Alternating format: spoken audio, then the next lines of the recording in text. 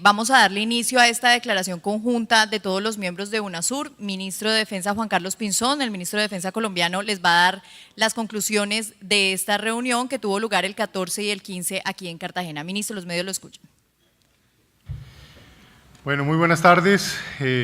Estamos ofreciendo una declaración en función de lo que se consensuó por parte de todos los países miembros de UNASUR y en este caso en particular del Consejo de Defensa Suramericano de UNASUR en esta reunión que ha tenido lugar aquí en Cartagena de Indias el día 14 y 15 de agosto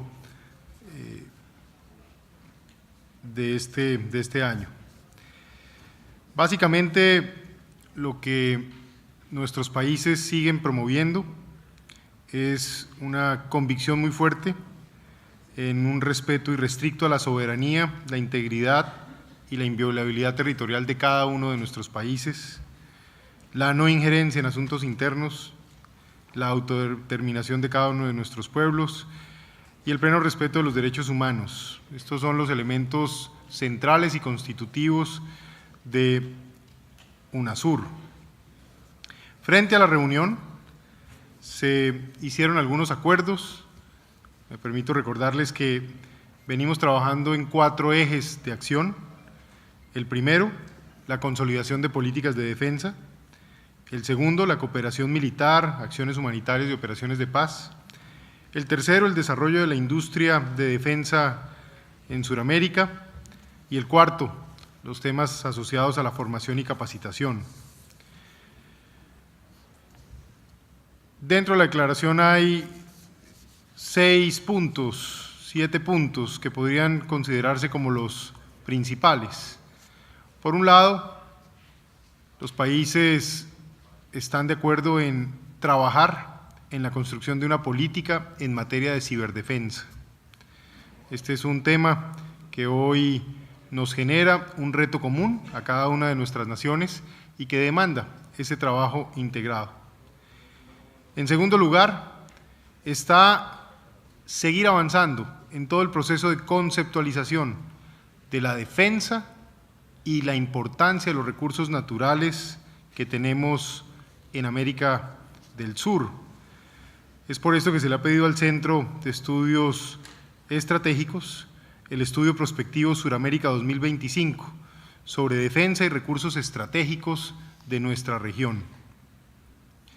Asimismo, se sigue avanzando en promover la integración y desarrollo en la industria aeronáutica regional, buscando que los Estados miembros que tengan el interés puedan participar en proyectos como el avión de entrenamiento primario básico de UNASUR.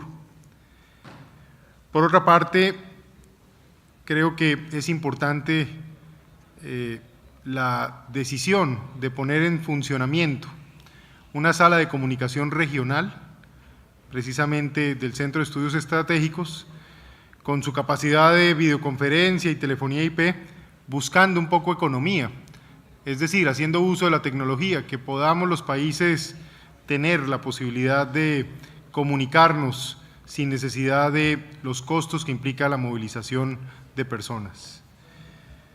En quinto lugar, creo que es importante la publicación en próximos meses del Registro Suramericano de Gastos Agregados en Defensa 2006-2010, buscando la transparencia, la claridad en el uso de los recursos públicos asociados a la defensa de nuestras naciones. Sexto, es muy importante, y en particular lo es para Colombia y Argentina, el Seminario Suramericano en Derecho Operacional, Derechos Humanos y Derecho Internacional Humanitario, que se realizará el 24 y 25 de octubre en Bogotá.